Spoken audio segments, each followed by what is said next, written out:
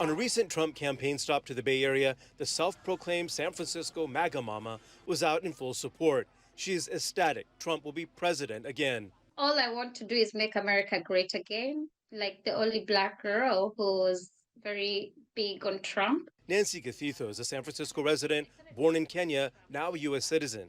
She says that support stems from social policies that she believes President Trump will deliver on. I live in San Francisco. There's nothing you can be able to do here if you do not embrace the LGBT narrative policies. He will also be able to protect and keep women out of men out of women's sports, which is very, very big for us as women.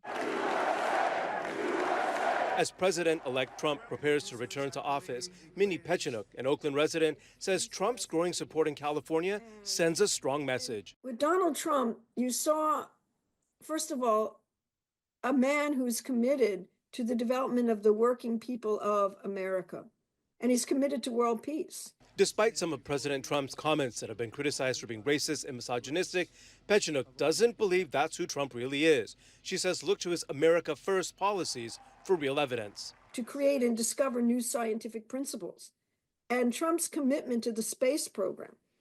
You know, that's why his collaboration with Elon Musk is so important. I think there's a general feeling in the country that folks want change. Joe Biden was not it, and as a reason, Harris was not it. And a lot of folks have put their faith in Trump shaking things up in a new direction for them. Professor Nolan Higdon says California fits into the national trend where the big issues are still crime, housing, and immigration. Because it's a blue state, it's easy to blame Democrats. He even points out how President Biden started to turn some of Trump's rhetoric into actual policy. The Democrats shifted from basically advocating for open borders to some closure.